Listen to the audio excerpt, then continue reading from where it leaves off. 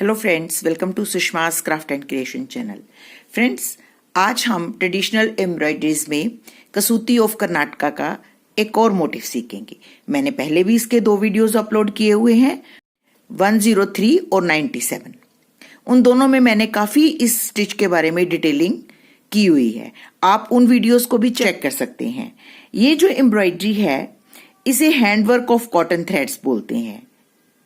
कसूती, काई mean hand, सूती mean cotton का थ्रेड।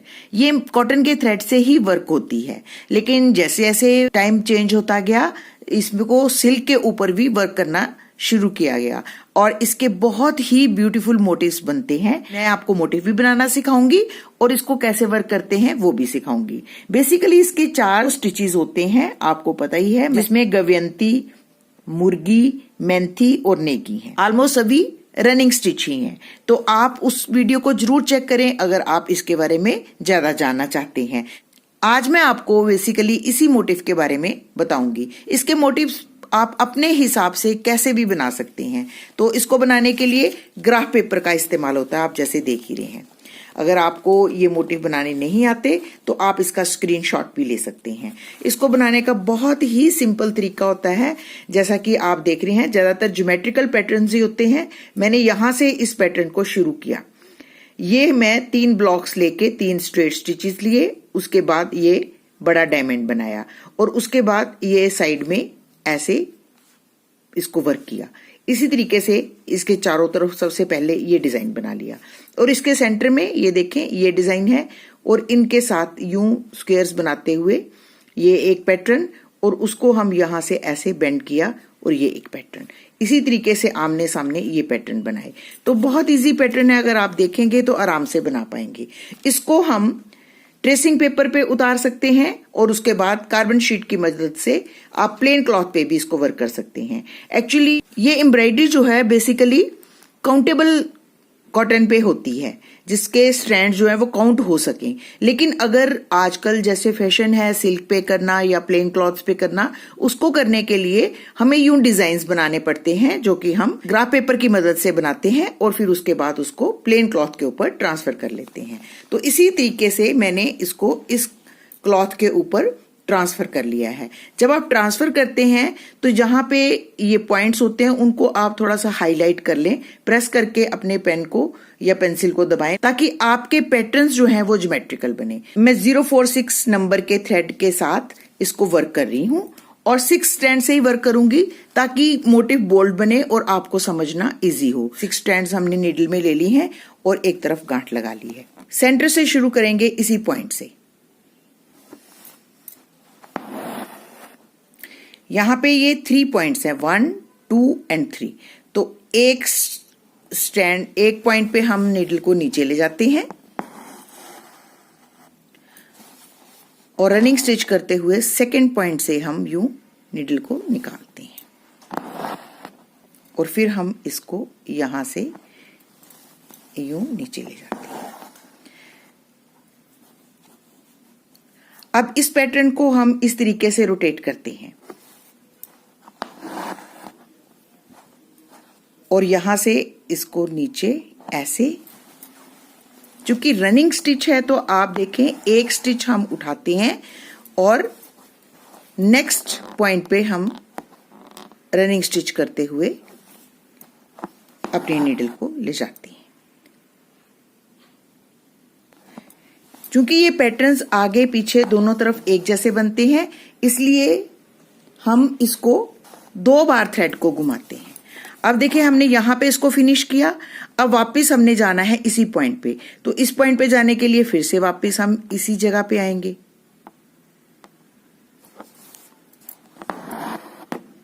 और इसी पॉइंट पे हम इसको ले जाएंगे और उसके बाद इसी पॉइंट पे ले जाते हुए नीडल को निकालेंगे। तो आप देख रहे हैं कि साथ साथ पैटर्न्स बनते जाएंगे।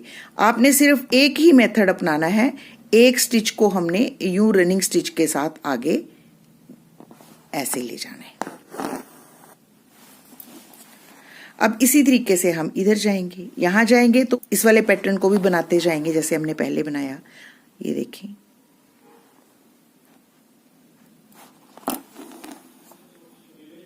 अब जब वापस जाना है तो इसी तरीके से हमने वापस जाना है। ये देखिए यहाँ आए, फिर हम यहाँ पे, तो बेसिकली रनिंग स्टिच हो रहा है। अब देखें ये वाला पैटर्न भी बनाना है, तो हम यहाँ जाएंगे और उसके बाद दोबारा से इसी पॉइंट पे हम अपनी नीडल को निकालेंगे नीचे की तरफ।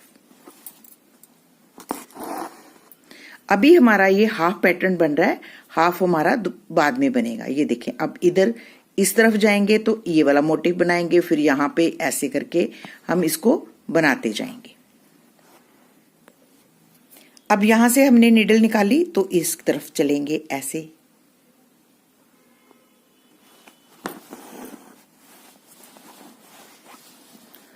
उसके बाद यहां पे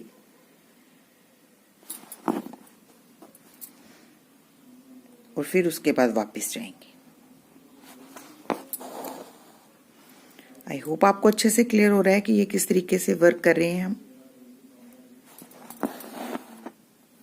अब हम इस मोटिव को भी बना लेंगे और इसको भी, क्योंकि ये पेटल में ये 2 स्टिचेस रह जाएंगे, तो इसको हम बनाने के लिए ये देखें यहां पे वर्क करते हैं ऐसे, और फिर उसके बाद यहां से नीडल को निकालते हुए यहां इसको लेंगे और अब हम इस पॉइंट पे अपनी नीडल को निकालेंगे।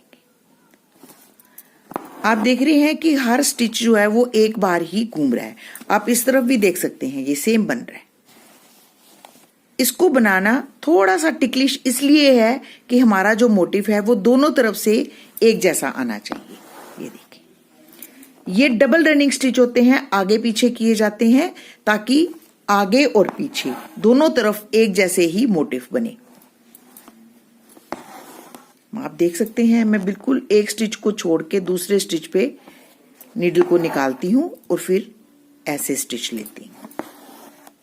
उसके बाद दोबारा से हम इसी पॉइंट पे आते हैं, बैक। अब वापस जा रहे हैं तो ऐसे वर्क करेंगे और फिर उसके बाद यहां पे ऐसे। अब मैं इस स्टिच को यहां पे बनाऊंगी, आगे की तरफ जा रही हूं ना, दोबारा से वापस यहां आऊंगी।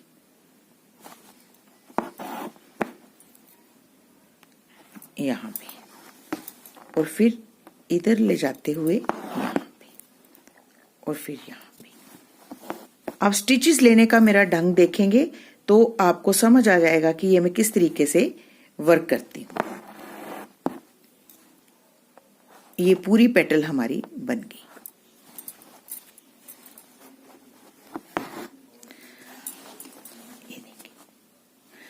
अब आप बैक साइड पे भी देख सकते हैं, ये देखें बिल्कुल सेम बनी है, कहीं पे भी कोई फ्लॉ नहीं है। आप इधर से देखें इस एम्ब्रॉयडरी को, चाहे इधर से देखें, एक जैसी बनती है। अब यहाँ पे हम अपनी निडल को निकालेंगे।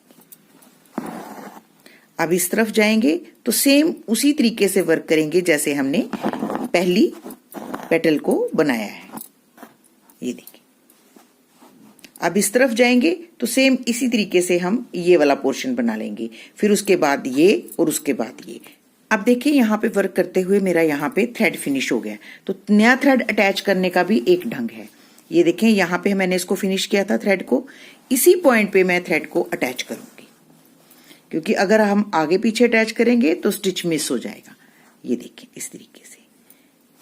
और अब यहां से हमने थ्रेड को निकालना है इस पॉइंट से।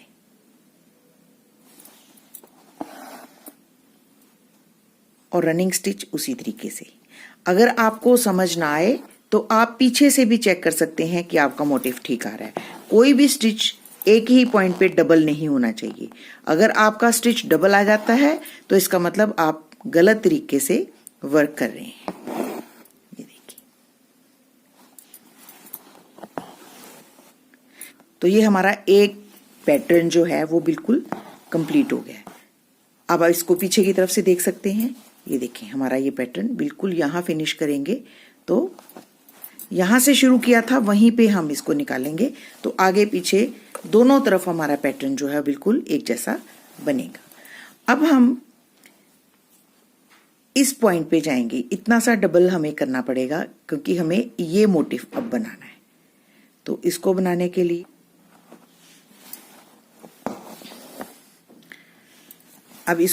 के लिए हम यहां से वर्क करेंगे ऐसे। चूंकि ये एक ही 1.5 स्टिच है, आधा ये है एक ये पूरा है, तो हम इसको एक हाफ स्टिच और एक फुल स्टिच भी ले सकते हैं। ये देखिए इस तरीके से वर्क करेंगे इस छोटे पैटर्न को जो साइड में है ऐसे, और इस तरफ रनिंग स्टिच करते हुए ऐसे। देखिए इसको हम, कुछ भी डिफरेंट नहीं है, आपने रनिंग स्टिच आगे की तरफ करते जाना है।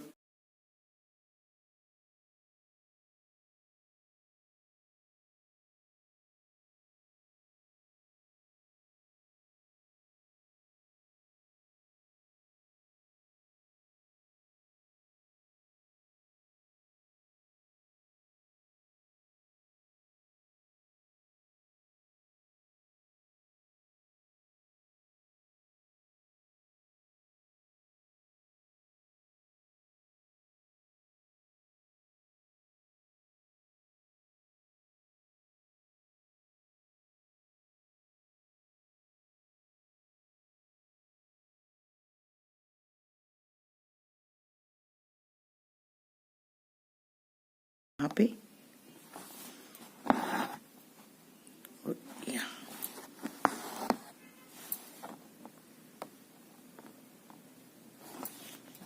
अभी इधर भी एक वी बन रही है, तो हम इसको भी पहले बना लेंगे, फिर बैक की तरफ जाएंगे।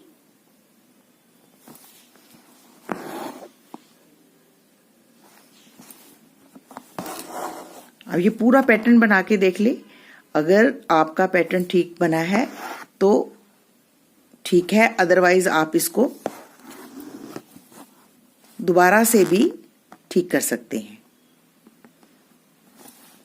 अगर आपका ठीक नहीं बना तो आप इसको दोबारा से भी देख सकते हैं, पर अगर आप सिस्टेमेटिकली चलेंगे तो मुझे लगता खराब नहीं होगा। ये देखिए ये मोटिव हमारा बीच में बना है। अब इसको इसकी तरफ, बैक की तरफ से देखते हैं, तो ये देखिए ये बैक पे भी बिल्कुल सही बना है, और इसको हम यहाँ पे फिनिश करेंगे तो ये दोनों तरफ से एक जैसा बन गया। अब इस पॉइंट पे हमें जाना है, तो हम बीच बीच में से जाएंगे क्योंकि ये अलग से पैटर्न है। तो इसको हम यहाँ पे इसी तरीके से जाते हैं। ये देखिए अब इस पॉइंट से हम उसी तरीके से वर्क करेंगे जैसे हमने पहले मोटिव में वर्क किया। तो इसी तरीके से वर्क करते हुए हम ये वाले पोर्शंस भी बना लेंगे। तो ये देखें हमारा ये मोटिव फिनिश होने जा रहा है। मैं आपको बताती हूँ कि मैं इसको कैसे फिनिश करती हूँ। ये देखिए मैं वर्क करते हुए पीछे चेक करती जाती हूँ कि कोई भी मेरी स्टिचिंग जो है वो पीछे से डबल ना हो। ये देखिए आगे की तरफ जाऊंगी तो ठीक रहेगा। अब वापस आऊंगी ऐसे।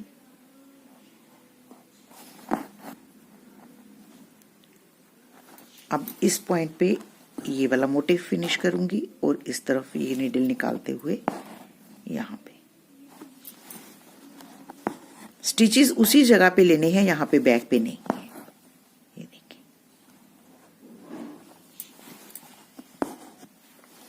तो इस तरफ से ये मोटिव हमारा बिल्कुल ठीक बना है। इधर भी चेक कर लेते हैं बैक साइड से। ये देखिए यहाँ पे अगर फिनिश करेंगे तो हमारा मोटिव बिल्कुल परफेक्ट बनेगा। ये देखिए ऐसे सेंटर वाले पोर्शन को कहीं कहीं डबलिंग करनी पड़ी क्योंकि मोटिव जो है वो कुछ इस तरीके से था कि उसमें हमें डबल करना पड़ रहा था।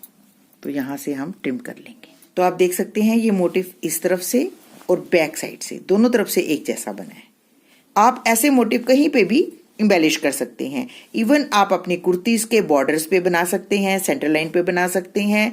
इवन छोटे मोटिव जो हैं वो आप स्कैटर्ड मोटिव के रूप में भी डाल सकते हैं। तो ये आपकी आगे इमेजिनेशन है कि आप इस स्टिच को कैसे और मॉडिफाई करके अपने साड़ीज पे और अपने दुपट्टास पे और अपनी कुर्तीज को कैसे एम्बेलिश करते हैं। तो फ्रेंड्स, अगर आपको आज का मेरा ये वीडियो अच्छा लगे तो प्लीज इसको अपने फैमिली और फ्रेंड्स के साथ जरूर शेयर करें और मेरे चैनल को सब्सक्राइब करना ना भूलें। Thank you so much. Bye bye.